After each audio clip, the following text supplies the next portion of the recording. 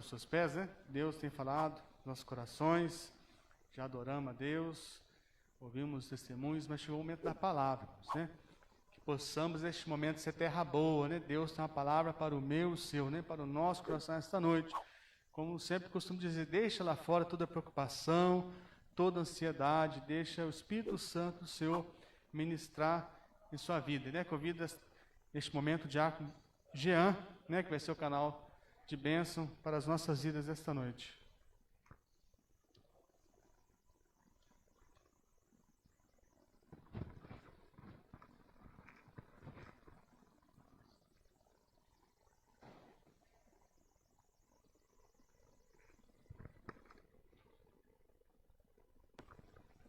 Eu cumprimento os irmãos com a paz do Senhor Jesus. Pode se sentar, irmãos. Deixa eu me ajeitar aqui.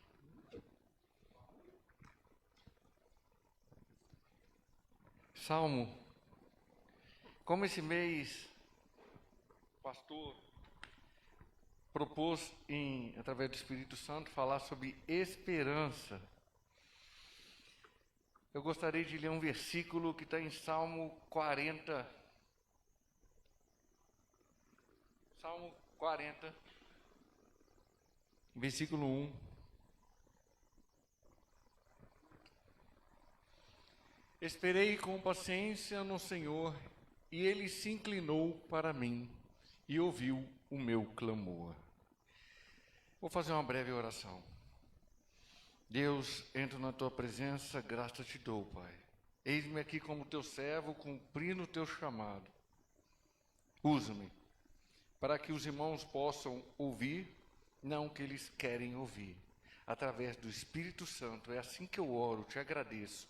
Em nome do Senhor Jesus, amém. Esperando no Senhor. Esse é o tema que eu quero trazer para vocês e a base está no Salmo 41. Sabemos que esse salmo é de Davi, um homem segundo o coração de Deus, que está em Atos capítulo 13. É interessante que aprendemos muita coisa, principalmente com livros de Salmos e Provérbios. São os livros que mais mostram a natureza humana e mais mostra o tanto que nós erramos, o tanto que o ser humano erra. O todo Salmo e todos os Provérbios têm ensinamentos preciosos na Bíblia. Esperar com paciência no Senhor. O que é isso? Esperar. Esperar não é do verbo esperar. Toda vez que aparece o verbo esperar na Bíblia, é do verbo esperançar. Esperançar é trazer uma esperança, mas continuar. E a definição de esperançar é todo indivíduo que tem um estímulo, um ânimo em relação a Deus trabalhar e proporcionar ajuda na situação que ele se encontra. Isso é esperançar. Você ter um estímulo e um ânimo sabendo que Deus vai trabalhar e você está passando, por mais que você esteja passando por alguma coisa, Deus está trabalhando algo em você. Continuar firme, que a ajuda vem, que o auxílio vem, que o socorro vem no decorrer da sua caminhada. Esquecendo que o caminho é Cristo, nós temos que continuar esse caminho. E no decorrer desse caminho, estamos esperando que Ele sempre vai nos socorrer. E Ele promete que estará conosco por toda a eternidade. Paciência. O que é paciência nesse esperançar? É um tipo de virtude de todo ser humano, com a capacidade de um emocional em se manter convicto, mesmo quando tudo está do contra e desfavorável no seu modo de enxergar. Você vê que está tudo errado, está tudo contra, está tudo lançando contra você, mas você fala assim: eu vou ter paciência. E o maior exemplo de paciência na Bíblia é Jó. Todo mundo em volta de Jó estava lançando pedra nele. E ele teve paciência. O maior exemplo desse Salmo 40 é Jó. Esperou com paciência no Senhor. As pessoas de paciência não perdem o autocontrole, não clama, muito menos murmura, quando ocorre alguma coisa que está desacordo na sua vida. Eu quero trazer 3 exemplos rápidos para depois entrar nos pontos com relação a esperar com paciência no Senhor. O primeiro exemplo, o nosso patriarca da fé, Abrão. Em Gênesis 12, a gente sabe que Deus colocou a promessa para ele e ele simplesmente aceitou e cumpriu. Foi. É chamado de o pai da obediência e o pai da fé. Nós sabemos que a fé e a obediência estava na vida de Abraão. Em Gênesis 11, 30, a gente sabe anteriormente, no versículo 30, que Sarai, a sua esposa, era estéril.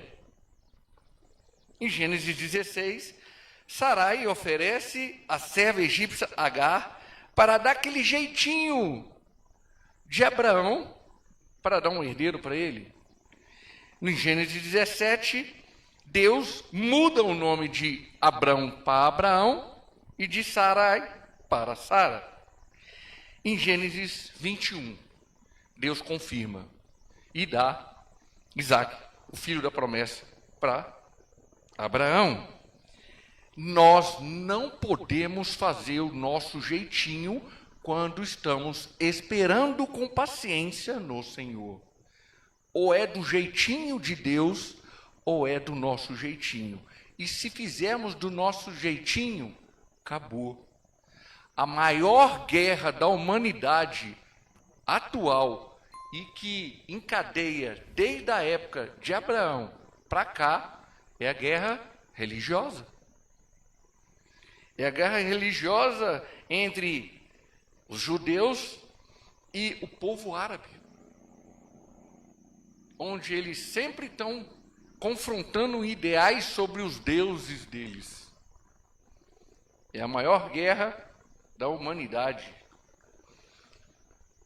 Quero falar sobre o rei Saul, um cara que dava tudo para dar certo, mas com o seu nível de desobediência, em 1 Samuel 13, atrapalhou tudo. Em 1 Samuel 8, o povo estava querendo um rei, pedindo para Deus. Em 1 Samuel 10, Saul é ungido como rei. E em 1 Samuel 13, Saul pisa na jaca. Ele simplesmente não espera na guerra dos filisteus, um exército numeroso, não espera o sacrifício, o holocausto feito por um sacerdote que seria Samuel. Ele simplesmente antecede, faz onde o rei não pode fazer. Isso está em Levítico 21. Só o sumo sacerdote, o sacerdote que pode fazer isso aí. Ele simplesmente achou que tinha autoridade para isso e foi lá, acabou. Deus dá a sentença. Por causa que você fez isso aí, o seu reino acabou. Estou procurando um homem segundo o meu coração. Não podemos fazer do nosso jeitinho. Se Deus prometeu, Ele vai cumprir. Esperar com paciência no Senhor é uma função de todos os crentes. 40 anos ele reinou. O outro que eu quero falar é sobre Davi. 1 Samuel 16. Davi era o caçula da turma de 8 irmãos. Ele simplesmente estava lá trabalhando, foram lá buscar ele, foi ungido, esperou praticamente o dobro de sua idade, que eles calculam entre 15 e depois 30 anos ele se tornou rei. 15 anos ele foi ungido, mas 15 anos sendo tratado por Deus, para depois se tornar rei, o rei de Israel. como eu falei, não devemos fazer do nosso jeitinho. Tem que ser tipo um Jó, tipo para nós conseguirmos chegar na promessa de Deus. É aí que eu quero entrar sobre esse salmo. Esse salmo traz nos 5 primeiros versículos, traz 5 pontos para nós. É aí que eu quero trazer para vocês. Esperar com paciência no Senhor, e Ele se inclinou para mim e ouviu o meu clamor. O primeiro ponto é esse. Clamar ao Senhor e Ele inclina para nos ouvir. E o que é clamar a Deus? Clamar a Deus é você estar em um estado de humildade, dependência, sinceridade em oração e dizer realmente o que está sentindo, o que está fazendo. Porque muitas pessoas não conseguem alcançar porque não é sincero de coração. E uma coisa que eu aprendi, que eu já falei aqui para os irmãos há 3 anos para cá, é na hora que eu não gostar, eu vou falar, não gostei. E eu falo mesmo com Deus. E eu falo mesmo com Jesus. Eu não gostei dessa situação, pronto, acabou, tá bom. Eu sou o errado, mas eu não gostei. Pelo menos eu estou falando. E eu sou sincero com Ele. Devemos clamar quando pedimos súplicas, humildade. Devemos clamar quando passamos por angústia. Devemos clamar quando precisamos de misericórdia. Devemos clamar quando precisamos de piedade. A função de clamar a Deus é uma dependência, e todos nós somos dependentes de Deus. Inclinar é se estender, é se prostrar e entender que aquele que você está buscando é maior que você. Por isso que ele diz que inclinou-se, ele teve reverência. Como eu tenho mania de falar sobre isso aí, eu assisto filme mesmo, eu gosto de assistir filme, e toda vez que quando você vê um filme, aqueles servos chegarem perto do rei, o que eles fazem? Inclina. Então o que você tem que fazer com relação a Deus, Jesus e ao Espírito Santo? Abaixa a cabeça, inclina. Ele é o maior de todos. Ele está acima de todos. Abaixa a bola e inclina para Ele. Salmo 27, 14. Esperar no Senhor, anima-te, e Ele fortalecerá o teu coração. Espera, pois, no Senhor. Se você sabe esperar, sabe se sujeitar a Deus, você pode ter certeza. Você vai ter de tudo com Ele. O problema do ser humano é que não tem uma coisa que muitas das vezes está ali, paciência. Nós somos muito imediatistas. Queremos tudo algo do agora. Devemos esperar no tempo certo, devemos se manter animado nele, devemos saber que Ele nos fortalece o nosso coração, devemos buscar Deus de todo o coração. Deus nos ensina e nos guia, clamando e sabendo que a paciência é um fruto do Espírito Santo, um caráter de Cristo, e nós temos que ser aperfeiçoados por Ele. O segundo ponto é o versículo 2. Fazendo um favor, coloca o versículo 2. Salmo 42. Tirou-me de um lago horrível e de um charco de lodo. Pôs os meus pés sobre a rocha, firmou os meus passos. O que é isso?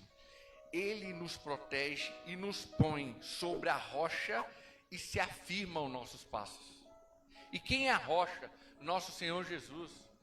E quem nós precisamos dar o passo após Ele? Jesus. Jesus não fala para a gente dar o passo junto com Ele e nem antes dele. Em Mateus 16 ele fala: vinde a mim, todos estão cansados.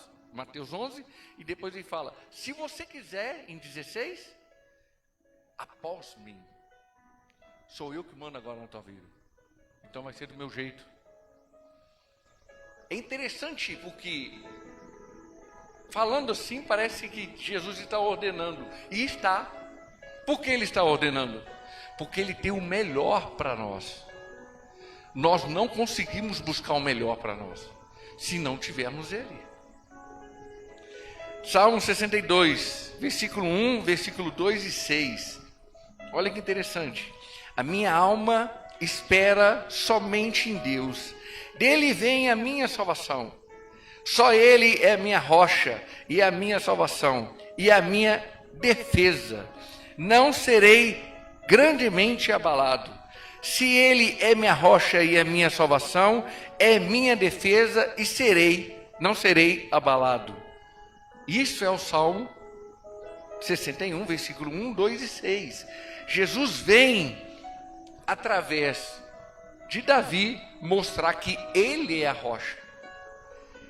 Se nós estamos em cima da rocha e a rocha está nos mostrando o caminho, quando que a gente vai errar? Nunca. Não há erro numa pessoa que busca a rocha, firmado nela, e continua o caminho. Jesus nos mostra que precisamos dele, necessitamos dele para fazer alguma coisa, que nem ele fala em João, capítulo 15, versículo 5.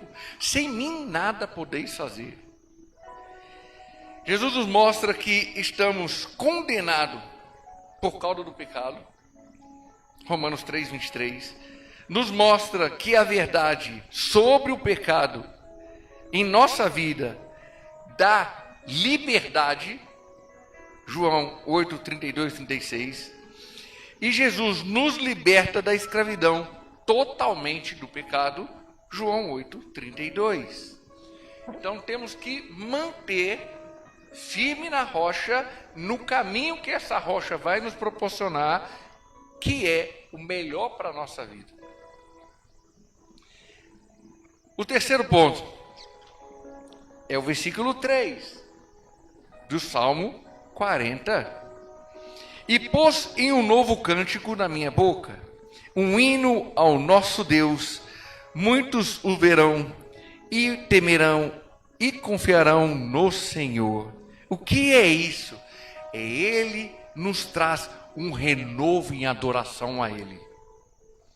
Somos renovados constantemente em louvor, em palavra e em espírito. Que nem Jesus fala em João 4, 23 e 24. Que Deus está a procurar verdadeiros adoradores. Por quê? Ainda não encontrou em espírito e verdade. Muitos buscam espírito, mas não têm a verdade. Muitos buscam a verdade, mas não têm espírito.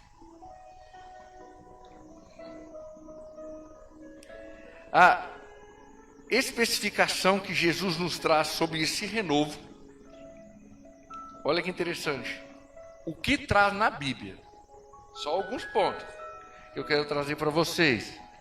Em Gênesis 3, através de Noé e sua família, nos trouxe o renovo na terra. Ele fez um restart na terra e só 8 pessoas sobreviveram. É renovo. Renovo de Deus. Em Gênesis 12, através de Abrão, ele trouxe uma nova restauração e uma nova geração, que vai ser a geração que vai dominar a terra, que é a geração de Abraão. Em Êxodo 1, através de Deus, ele olhou para Moisés e através de Moisés trouxe ele como um líder para libertar o povo do Egito. Um renovo de Deus. Devemos buscar renovo em nossa vida constantemente em nossa mente. Isso está em Romanos 12, 2. Devemos renovar o nosso espírito. Isso está em Salmo 51, 10. Cria em mim, ó Deus, um coração puro e renova em mim um espírito inabalável. Devemos buscar as coisas que estão de cima. Colossenses 3, 10. E vos vestides de novo. De novo a palavra. que se renova para o conhecimento segundo a imagem daquele que criou. De novo a palavra renovo, Isaías 40, 31. Mas o que esperam no Senhor renova as suas forças e subirão como asas como águia. Correrão e não se cansarão, caminharão e não se fadigarão. Aquele que espera com paciência no Senhor, por mais cansado que fica, Deus renova o seu cansaço. Deus renova o seu sono. Deus renova tua dor. Deus renova tudo que a pessoa está passando. Por quê? Esperou com paciência no Senhor. O Senhor sempre dará refrigério de renovo na vida daqueles que buscam. Os 3 pontos que eu trouxe para vocês é uma ação. O primeiro ponto fala de clamar ao Senhor. O segundo ponto fala de confiar no Senhor. O terceiro ponto fala de renovar no Senhor. Então você está tendo uma ação em buscar Ele. E quando você busca Ele, você clama a Ele, confia nele e renova nele. Porque tudo está nele. Ele é o centro de todas as coisas. E é agora que eu quero trazer minha conclusão. E é os 2 últimos pontos. Aquele que clama, confia, renova no Senhor. Aí vem o checkmate. O que ele encontra? Versículo 4. Bem-aventurado o homem que põe no Senhor a sua confiança e que não respeita os soberbos e não que se desviam para a mentira. Então, aquele que confia no Senhor é alegre. Aquele que confia no Senhor é o 4º ponto. Felizes são os homens que confiam no Senhor. Confiar é a pessoa ser totalmente dependente de Deus. Confiar em Deus é servir Ele. Como fala em Provérbios 14, 26. No temor do Senhor há firmeza e confiança, e Ele será um refrigério para os seus filhos. Deus é o refúgio, a fortaleza, é a rocha, e está firme em tudo que nós precisamos quando confiamos nele. Ele sempre vai nos ajudar. Davi, um homem segundo o coração de Deus, 2 Samuel 22, 33, Deus é minha fortaleza e é minha força, e Ele perfeitamente desembaraçará o meu caminho. Confiar em todas as situações da tua vida. Salmo 1, versículo 1 e 2. Eu amo essa parte de Salmo. Não pode ser mais profunda. Bem-aventurado, alegre. É o varão, é o homem, é a pessoa que não anda segundo o conselho dos ímpios, não se detém no caminho dos pecadores e nem se assenta na roda dos escarnecedores. Aí o versículo 2, a conclusão. Quando você não faz isso, você tem prazer na lei do Senhor e medita de dia e de noite. Aquele que está confiando no Senhor, tendo esperança e paciência, ele se entrega e tem prazer, alegria no Senhor. Não anda sobre os conselhos do ímpio, não caminha através dos pecados que os pecadores têm mania de praticar, incidente, não se assenta na roda dos zombadores e escarnecedores, ele simplesmente busca a palavra, medita a palavra, pratica a palavra todos os dias da sua vida. E agora é o ponto 5, para concluir. Aquele que espera no Senhor com paciência, muitos são, Senhor, meu Deus, as maravilhas que tem oferecido para nós, para conosco. Os teus pensamentos não podem contra diante de ti. Eu aquietarei, anunciará e manifestá-lo, mas são mais do que se podem contar. Bom, aí eu quero a conclusão disso aí, ó. Trazer uma reflexão. Aquele que espera no Senhor, que tem paciência no Senhor, é feliz. E agora, no versículo 5, Deus tem maravilha para todos que esperam com paciência nele. E agora eu quero trazer só 3 versículos para finalizar. Primeiro, Efésios 3:20. Ora, aquele que é poderoso para fazer tudo mais e abundante, além daquilo que pedimos ou pensamos, segundo o poder que opera em nós. Segundo versículo, Isaías 55, 8 e 9. Porque os meus pensamentos não são vossos pensamentos, nem os vossos caminhos são os meus caminhos, diz o Senhor.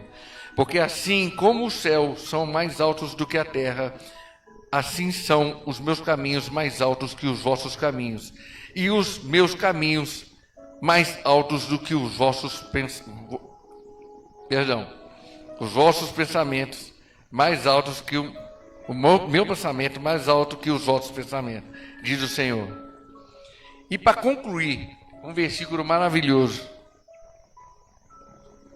sobre aquele que busca com paciência do Senhor, e a conclusão é 1 Coríntios, capítulo 2, versículo 9. Mas, como está escrito, as coisas que o olho não viu, e o ouvido não ouviu, e não subiu ao coração do homem, são as coisas que Deus tem preparado para aqueles que o amam. Aquele que espera no Senhor, ele clama a Ele, como eu falei, confia nele, renova nele, tem alegria, e Deus vai trazer maravilhas para a vida daquela pessoa. Porque a conclusão de Salmo 40, versículo do 1 ao 5, é o versículo 5. Depois ele começa a explanar sobre outras coisas, sobre a grandeza de Deus. Eu agradeço a oportunidade, em nome do Senhor Jesus. Amém. Obrigado, pastor. Agradeço a oportunidade. Amém. Graças a Deus. Irmãos, querem receber essa palavra? Amém. Graças a Deus. Deus continue abençoando o diácono Jean.